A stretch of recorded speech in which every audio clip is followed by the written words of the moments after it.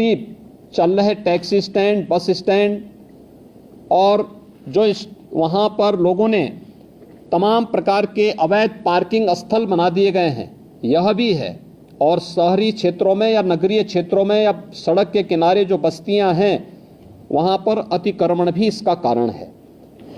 इसलिए संयुक्त रूप से इस पूरे कार्यक्रम को केवल परिवहन विभाग का कार्यक्रम नहीं है, हमने इसलिए गृह विभाग को इसकी ओवरऑल मॉनिटरिंग करने की जिम्मेदारी दी है। गृह विभाग पीएस सिस्टम के साथ साथ ट्रैफिक पुलिस को भी ठीक करेगा। ट्रैफिक पुलिस के साथ ही हमारे यहाँ अगर कोई अवैध रूप से वाहन सड़क के किनारे खड़ा कर रहा है किया है तो वहाँ पे क्रेन जाकर के उस वाहन को सीज करने और उसके खिलाफ कार्रवाई करने के लिए भी हम लोग सेकंड उसमें आगे कार्रवाई आगे बढ़ाएंगे। परिवहन विभाग की जिम्मेदारी इसमें बहुत महत्वपूर्ण हो जाती है। आपने भी गाजियाबाद की दुखद घटना देखी होगी जिसमें स्कूली बस से एक बच्चे का सिर बाहर होने के बाद 11 वर्ष के उस बच्चे की दुखद मृत्यु होती है। दुखद मृत्यु के बाद जब बस का फिटनेस के कागज मांगेगा तो उसकी फिटनेस ही नहीं थी। ये परिवहन विभाग की पहले प्राथमिक जिम्मेदारी थी कि हर एक बसेज का स्कूल कॉलेजेस खुलने के पहले हम सुनिश्चित करें कि उनके पास अपने वाहनों की फिटनेस सुनिश्चित हो। लापरवाही हुई, उसमें जवाबदेही भी तय की गई।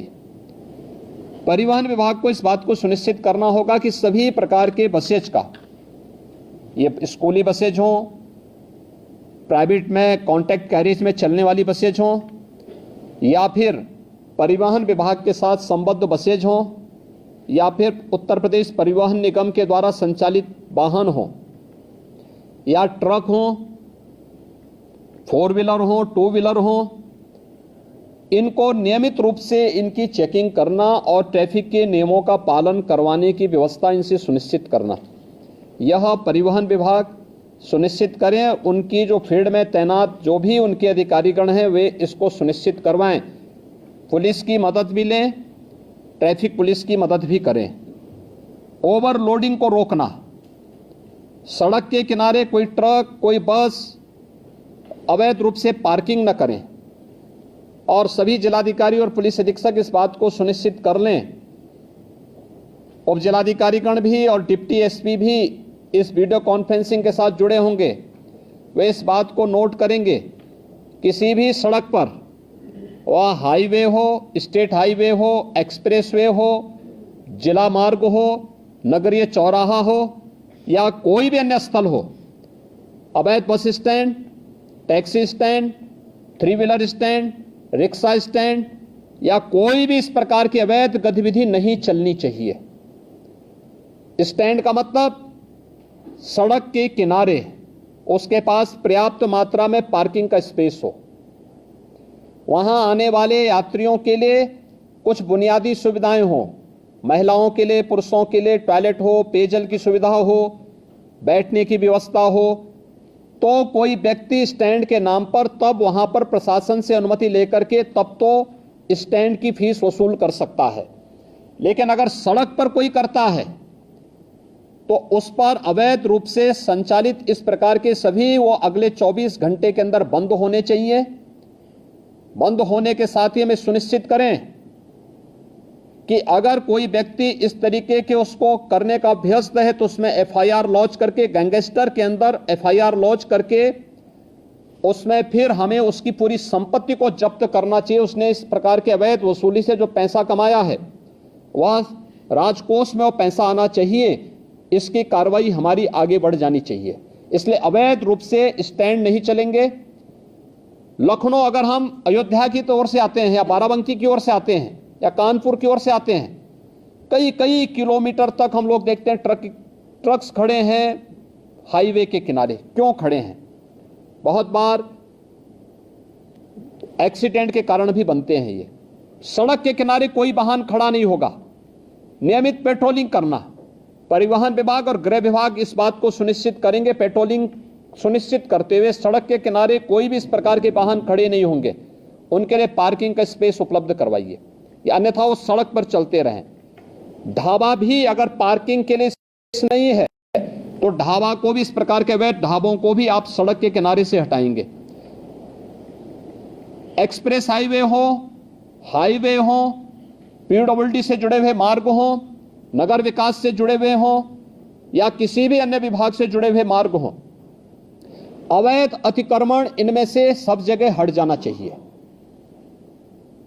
हर हाल में हम इस बात को सुनिश्चित करें, ये सभी संबंधित विभाग इसके साथ जुड़ेंगे। मुझे आश्चर्य होता है कि बच्चों को पहले स्कूलों में ट्रैफिक के नियमों के बारे में जानकारी बताई जाती थी। आज ये सभी चीजें पाठ्यक्रम से एक प्रकार से नदारद सी हो चुकी हैं। मैंने प्राथमिक शिक्षा, माध्यमिक शिक्षा, उच्च शिक्षा, इन सभी से मैंने कहा था कि हर जनपद में प्रधानाचार्यों की ट्रेनिंग का एक कार्यक्रम, मुझे विश्वास है कि सभी जगह हुआ होगा। जिन लोगों ने ट्रेनिंग ली है, विद्यालय के प्रिंसिपल होंगे, प्रधानाचार्य होंगे, प्राचार्य होंगे, वे सभी अपने अपने विद्यालयों में ट्रेनिंग के साथ साथ बच्चों में अब एक हम लोग हैंडबिल हर जनपद में सूचना विभाग की तरफ से भेज रहे हैं। इस हैंडबिल का प्रकाशन हर एक बच्चे के पास ये हैंडबिल पहुंच जाए, कॉमन मैन के पास भी पहुंचे, चौराहे पर जहां पर हमारे पब्लिक एड्रेस सिस्टम हो वहां पे भी ये पहुंचे, हमें क्या करना है क्या नहीं करना है। अच्छा हैंडबिल बनाने का प्रयास हुआ है। बच्चों को बताने की व्यवस्था, उनको स्कूल में बताना, हम सड़क पे चल रहे हैं, हमें कैसे चलना, पैदल चल रहे हैं, कहां से हमें सड़क क्रॉस करनी है, हम टू व्हीलर में जा रहे हैं, हमें किन नियमों का पालन करना है, हम फोर व्हीलर में चल रहे हैं, हमें किन नियमों का पालन करना है, हमें टू व्हीलर, फोर व्हीलर या सड़क पे चलते समय मोबाइल फोन या ईयरफोन का इस्तेमाल करना है नहीं करना है, इसके लिए क्या सावधानी बरतनी है। ये सभी चीजें सामान्य जानकारी है। इन सभी सामान्य जानकारियों को अगर हम स्कूली बच्चों को देंगे तो वे बच्चे अपने घर में अपने अभिभावक को भी बताने में थोड़ा सफल हो सकते हैं, बता सकते हैं। और हर एक स्कूल कॉलेजेस में इस प्रकार की डिबेट भी होनी चाहिए, कार्यक्रम भी होने चाहिए। अगले 2 दिन विद्यालय चलेंगे, उन 2 दिनों के अंदर हम इन कार्यक्रमों को वहां पर लागू करने का प्रयास करें। कहीं प्रभात फेरी निकले, कहीं इस पे टॉक हो, कहीं यहाँ पर डिबेट हो, कहीं यहाँ पर कुछ अन्य कार्यक्रम चलने चाहिए। ये स्कूल कॉलेजेस की एक जिम्मेदारी बनती है और इसके बारे में हमें प्रतियोगी कार्यक्रम भी वहां पर आगे बढ़ाने चाहिए। इसके अलावा हम इसमें तमाम अन्य संगठनों की भी सहयोग, स्वयंसेवी संगठन होंगे, सड़क सुरक्षा से संबंधित जानकारी देने वाले तमाम अन्य सामाजिक संगठन होंगे, उनका भी हम इसमें मदद लें।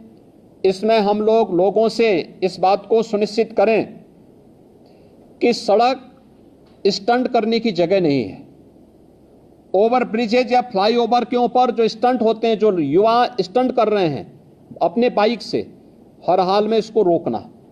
बाइक से चल रहे हैं तो हेलमेट अनिवार्य करने की आवश्यकता है, बताने की आवश्यकता। 1 सप्ताह अवेयरनेस के कार्यक्रम चलाइए, पहले अवेयरनेस और फिर अगर अवेयरनेस के बाद आपको लगता है कि अब हमें इन्फोर्समेंट की आवश्यकता होती है तो उसके बाद फिर हमें इस कार्यक्रम को उसके बाद फिर आगे बढ़ाना चाहिए। इसलिए पब्लिक एड्रेस सिस्टम को सक्रिय करने और उनका उपयोग करने के लिए ही हमने इस बारे में कहा। हैंडबिल का वितरण, होर्डिंग्स लगाना, हर एक जनपद में, हर एक चौराहे पर, हर एक स्तर पर सूचना विभाग से इसके बारे में पूरी जानकारी लेकर के सावधानी बरतने की दृष्टि से अच्छे होर्डिंग्स परिवहन विभाग के द्वारा, गृह विभाग के द्वारा, नगर विकास विभाग के द्वारा, पीडब्ल्यूडी के द्वारा, अन्य सभी संबंधित शिक्षा विभाग के द्वारा, इनके द्वारा हर एक स्तर पर लगाने की आवश्यकता है। इसके पोस्टर बनाए जा सकते हैं, एलईडी में, एफएम रेडियो पर, लोकल स्तर पर इसके हम तमाम कार्यक्रम इसके आगे बढ़ा सकते हैं। ये चीजें हम सुनिश्चित करें।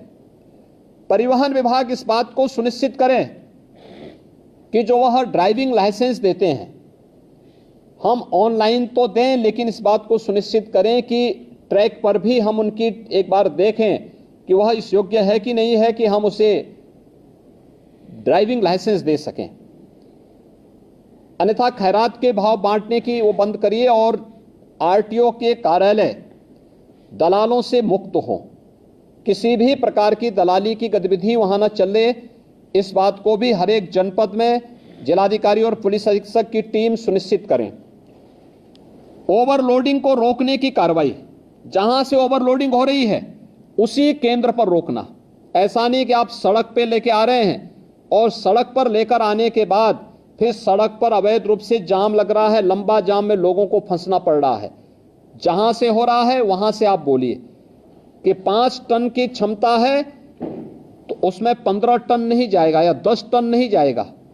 जितनी क्षमता होगी उसी हिसाब से आप उसको रिलैक्सेशन दे सकते हैं, लेकिन उससे ज्यादा नहीं।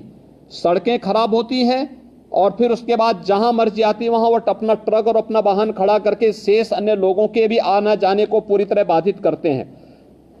अच्छा होगा जिस दिन स्कूल कॉलेजेस बंद होंगे उस दिन हम अभिभावकों के साथ भी इस प्रकार की चर्चा करें, सड़क सुरक्षा पे चर्चा करें कि आप अपने पाले को लेके स्कूल आ रहे हैं तो कम से कम हेलमेट पहन करके आए। बाइक से आ रहे हैं हेलमेट पहन के आए, 4 व्हीलर से आ रहे हैं तो सीट बेल्ट को लगा करके आए।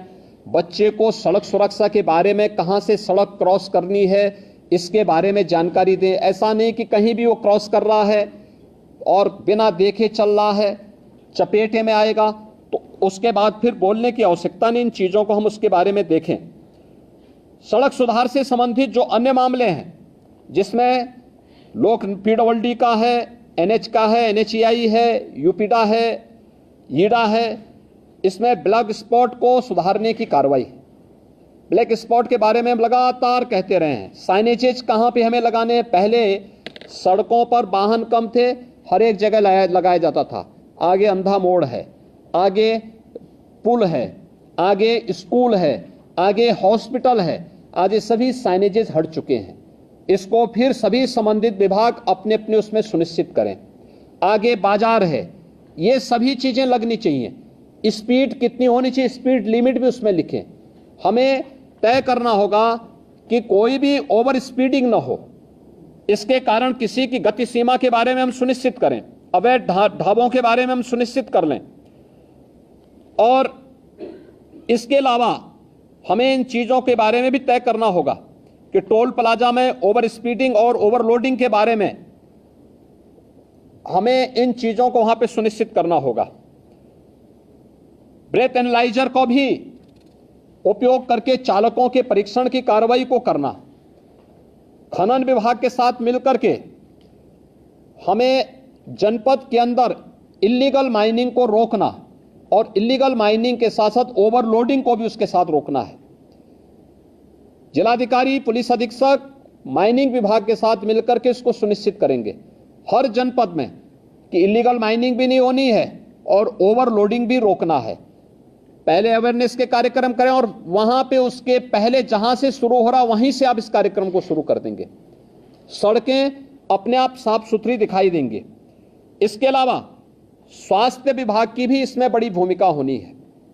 स्वास्थ्य विभाग एम्बुलेंस की सेवा, जैसे एक्सप्रेस हाईवे पर यमुना एक्सप्रेस वे है, Agra Lucknow expressway, Purvanchal expressway, इन सभी पर अतिरिक्त एम्बुलेंस इन विभागों ने भी दी है और स्वास्थ्य विभाग भी इसके साथ सुनिश्चित करें, जिससे रिस्पांस टाइम को कम करना।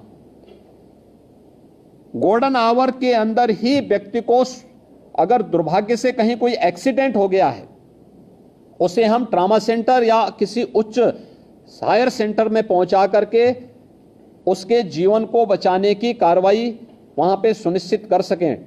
ट्रेन्ड मैन पावर, हेल्थ विभाग को मैंने कहा था, इन सभी एक्सप्रेस हाईवे से जुड़े हुए विभागों को ही मैंने कहा था कि वे इस चीज को सुनिश्चित करें। एनएचईआई भी इसके साथ जुड़े, कैसे इस कार्यक्रम को हम आगे बढ़ा सकते हैं, इन चीजों को सुनिश्चित करें। अवैध पार्किंग के बारे में हमें इस पर अवश्य विचार करना होगा। अब हम लोग आते हैं खासतौर पर 734 जो नगर निकाय हैं।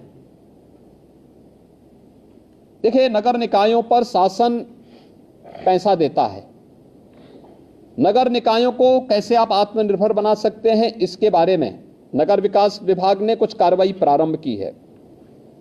सभी ईओ और प्रत्येक नगर पंचायत, नगर पालिका और नगर निगम के साथ जिला प्रशासन कोई नोडल अधिकारी दे करके सुनिश्चित करें कि शासन के द्वारा जो आदेश दिए गए हैं उसका पालन सुनिश्चित करवाना, उसकी इनकम को बढ़ाने की कार्रवाई करना, उन्हें आत्मनिर्भरता की ओर ले जाना। हर एक नगर निकाय आत्मनिर्भर हो सकता है, प्रयास हो। वर्षों से जमे हुए बाबुओं को थोड़ा इधर उधर भी हटाइए, जंग लग चुकी है उन पे और जंग अपने आप हटेगी, इसलिए उसको आप ठीक कर देंगे तो उसको स्थानीय स्तर पर इस कार्रवाई को करना।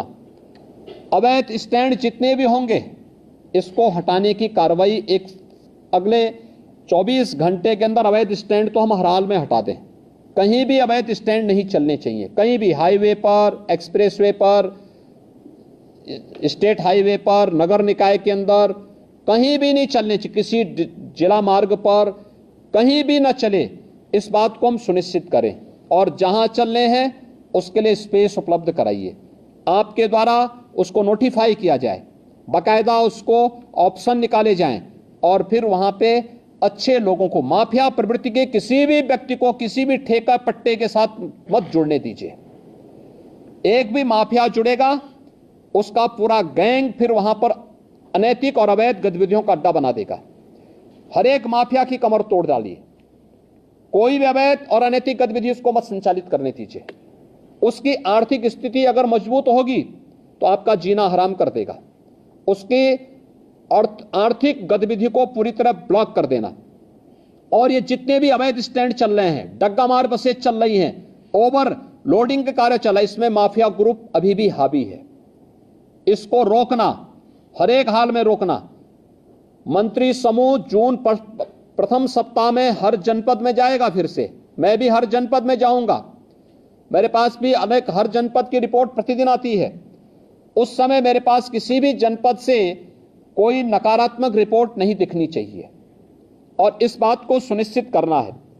दूसरा, नगरीय क्षेत्रों में निराश्रित गोवंश या आवारा कुत्तों को संरक्षित करके सड़क से बाहर करना, यह नगर निकाय की प्राथमिक जिम्मेदारियों में आती है। नगर निकायों ने अपनी जिम्मेदारी नहीं समझी है और इसको समझना होगा। सड़कों पर गोवंश न रहे, इसके लिए कान्हा ओपन की व्यवस्था करना हो, पीपीपी मोड पर कोई कार्यक्रम चलाना हो। जितने भी आवारा कुत्ते हैं, सड़कों पर घूमते हैं, अन्य उसके बारे में व्यवस्था देना। हम ये भी सुनिश्चित करें कि तमाम लोग घर में भी अपना पालतू कुत्ता रखते हैं, हम सुनिश्चित करें कि वे सफाई साफ ठीक करना।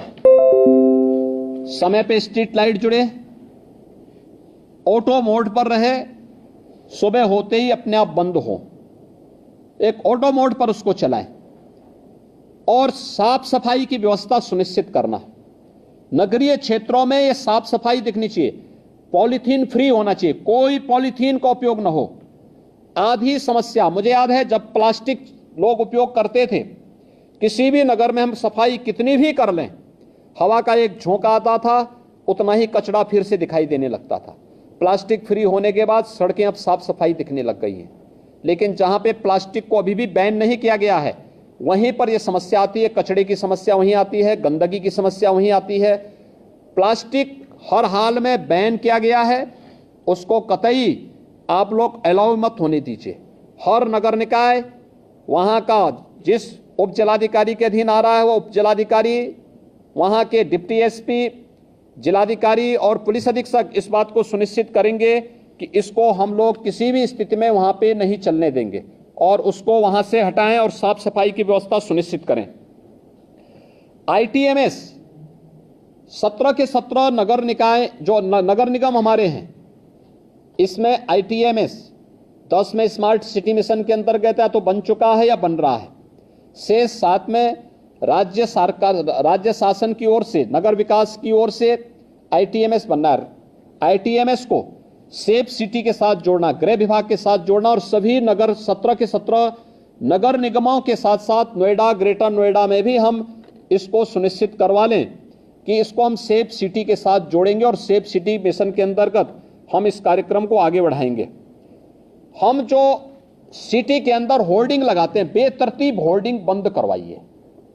देखिए, स्मार्ट सिटी मिशन की एक शर्त है ये कि बेतरतीब होर्डिंग हटनी चाहिए और हमें हर हाल में इसको सुनिश्चित करना होगा। हर एक नगर निकाय के अंदर हम इसको सिस्टम के साथ जोड़ें। हम वहां पर इस बात को सुनिश्चित करें कि कहां पे हमारी होर्डिंग लगनी है, कहां पे हम लोग उसको स्क्रीन के साथ जोड़ सकते हैं, कहां पर हम उसको अन्य उसके साथ जोड़ सकते हैं, जिससे नगर के अंदर घुसते ही अच्छा दिखाई दे। कोई भी नगर निकाय ऐसा होना चाहिए जो आपका वहां की स्वच्छता ही वहां का पहला प्रतीक बन जाए। नगर निकाय के कार्यालय, वहां का भवन उस पूरे नगर निकाय के बारे में एक जानकारी दे सके, इसलिए उस पर ध्यान देना, उन वहां को जोड़ने वाली सड़कों को ठीक रखना, उसके सुंदरीकरण की प्लानिंग करना, उसको बेहतर तरीके से आगे बढ़ाना, जेब्रा क्रॉसिंग के निर्माण की कार्रवाई को सुनिश्चित करना। पूरे स्टेट के अंदर हमें सुनिश्चित करें और खासतौर पर नगर निकाय के अंदर उससे जुड़े हुए अन्य मार्गों पर भी कि जो हमारे स्पीड ब्रेकर बनते हैं सड़कों पर, एक कमर तोड़ू न बनाए, एक टेबल टॉप स्पीड ब्रेकर बने। अगर कोई बीमार व्यक्ति है उसको भी परेशानी नहीं होगी, लेकिन साथ साथ हम अगर मार्किंग करते हैं वहां पर तो स्पीड अपने आप लिमिट हो जाती है। लेकिन जब वह कमर तोड़ू बनाते हैं तो कोई बीमार व्यक्ति जा रहा है उसके लिए बड़ा, या कोई बच्चा है, कोई गर्भवती महिला है, उसके लिए खतरनाक हो सकता है। इसलिए हमें पीडब्ल्यूडी को भी, नगर विकास को भी और अन्य सभी संबंधित विभागों को यह सुनिश्चित करना होगा कि कहीं भी हमें ये कमर तोड़ू स्पीड ब्रेकर नहीं दिखने चाहिए। इनको हटा दीजिए, जितनी जल्दी हटाइए उसको, हटा करके वहां पर हम, क्योंकि जब आप इस प्रकार की स्पीड ब्रेकर देते हैं तो उस स्पीड ब्रेकर से बचने के लिए लोग साइड से जाते हैं और फिर वहीं एक्सीडेंट का कारण भी बनता है। ये भी एक ब्लैक स्पॉट है आपका, ये जो आपके द्वारा दिया गया है, यानी ब्लैक स्पॉट केवल सड़क इंजन था।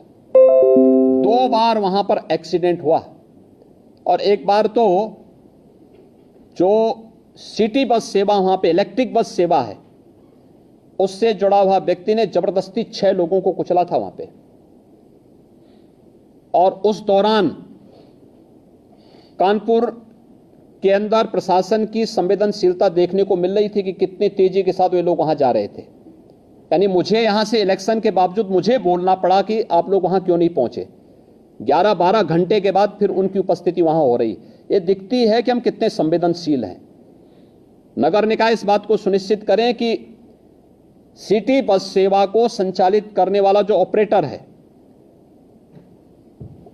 उससे जुड़े हुए जो भी लोग हैं, हमें उनकी पुलिस वेरिफिकेशन जरूर करानी चाहिए। किस पृष्ठभूमि के हैं, आपराधिक मानसिकता के तो नहीं है, क्योंकि कानपुर में जो भी घटना घटित हुई ये आपराधिक मानसिकता की दृष्टि से हुआ था और इस प्रकार की आपराधिक गतिविधियों को रोका जाना चाहिए। 6-6 लोग कुचले जा रहे हैं सिटी बस सेवा से, ये बहुत दुर्भाग्यपूर्ण स्थिति है और ये चीजें नहीं स्वीकार की जानी चाहिए। इसलिए इन बातों को सुनिश्चित तो हमें करना होगा, ये परिवहन की दृष्टि से हम लोग सिटी के अंदर करें। अब जो हम लोगों को नगर के अंदर करना है, बहुत महत्वपूर्ण कार्य है ये। 2 कार्यों के लिए हर एक नगर निकाय के अंदर, बड़े नगर निगम है, जिलाधिकारी, पुलिस अधीक्षक, व्यापार मंडल के साथ अलग अलग बैठक करें, स्ट्रीट वेंडर के साथ बैठें, नगर आयुक्त को भी अपने साथ ले लेंगे, एडीएम सिटी होंगे, सिटी मजिस्ट्रेट होंगे, एसपी सिटी होंगे, इनको भी अपने साथ ले लेंगे और इनके साथ बैठक करके, अलग अलग क्रम में बैठक करके हमें सुनिश्चित करें कि कोई भी व्यापारिक प्रतिष्ठान सिटी के अंदर अपनी परमिसेस के अंदर ही रहेगा, उससे बाहर न हो। सड़कें खाली दिखनी चाहिए। सड़क में लोग अपना अंदर का सामान सड़क पे रख करके नहीं बेचेंगे, किसी को भी हम सुनिश्चित करवाएंगे और अपनी परमिसेस में रह करके हम पहले बातचीत करें, संवाद बनाएंगे। इस संवाद के दौरान हमें इस बात के लिए भी उनको तैयार करना होगा। 2 चीजें हो सकती हैं, हर एक क्षेत्र में अलग अलग व्यापार मंडल होते हैं, उनको भी विश्वास में लीजिए, उनके साथ बैठना, संवाद बनाना और उनसे दो अनुरोध करना। एक, सुरक्षा के बारे में, रात्रि के लिए अगर गार्ड वे लोग भी रख सकें, वे 500-600 दुकानें हैं, अगर वे लोग महीने में 100-100 रुपया भी जमा करेंगे तो 500 रुपये में एक बड़ी राशि खड़ी हो सकती है। 2 गार्ड वे लोग रात्रि के लिए खड़ी कर सकते हैं और उनको पुलिस से वेरिफिकेशन अगर आप करा देंगे, पुलिस के साथ उनकी तालमेल होगी तो रात्रि के लिए। दूसरा, सीसीटीवी कैमरा, बड़े प्रतिष्ठान में सीसीटीवी कैमरा लगाना, हर बैंक में, हर वित्तीय संस्थान में, हर बड़े व्यावसायिक प्रतिष्ठान में सीसीटीवी कैमरे की आवश्यकता और इसको उनके साथ लगवाना। दूसरा, व्यापारिक गतिविधि अपने प्रेमिसेस के अंदर ही होगा, बाहर सड़क पे नहीं। सड़क में सामान फेंक करके, फैला करके लोग जो बेचते हैं, इसको हर हाल में अगले 1 सप्ताह के अंदर हमें इसे समेटना होगा और वे अपने प्रेमिसेस के अंदर करेंगे। पार्किंग की व्यवस्था सुनिश्चित करना हर एक जगह, सड़कों पर पार्किंग न हो, 2 व्हीलर 4 व्हीलर या बसेज खड़ी करने की जो परंपरा है इसको रोकें। कॉमन मैन को चलने के लिए सड़क आप दीजिए। दूसरा, स्ट्रीट वेंडर के साथ संवाद बनाना। जितने स्ट्रीट वेंडर हैं प्रदेश के अंदर, हमने लगभग 8 लाख स्ट्रीट वेंडर ऐसे हैं जिस स्ट्रीट वेंडर को हम लोगों ने पीएम स्वनिधि की योजना के अंतर्गत जोड़ा है। मेरा मानना है प्रदेश के अंदर स्ट्रीट वेंडर की संख्या लगभग 15 लाख से के आसपास है। ये सभी स्ट्रीट वेंडर के साथ बैठना, अलग अलग मार्केट में अलग अलग स्ट्रीट वेंडर का ग्रुप काम करता है। कोई रेलवे स्टेशन के पास करता है, कुछ बस स्टैंड के पास काम करता है, कोई अन्य जगह काम करता है। स्ट्रीट वेंडर के साथ भी बैठने की व्यवस्था करना और स्ट्रीट वेंडर के साथ बैठक करके इनके व्यवस्थित पुनर्वास को सुनिश्चित करना। मैंने पहले भी कहा था, हर एक स्ट्रीट वेंडर का रजिस्ट्रेशन आप सुनिश्चित करवा दीजिए। हर एक स्ट्रीट वेंडर का अगर रजिस्ट्रेशन है तो उसका व्यवस्थित पुनर्वास भी करना। व्यवस्थित पुनर्वास, नगर निकाय की तमाम लैंड खाली पड़ी होंगी, वहां पर आप ले जाइए और वहां पर उन लोगों को सुनिश्चित करिए। सड़क के किनारे न हो, पटरी के किनारे न हो, नाली के किनारे कुछ भी नहीं होना चाहिए।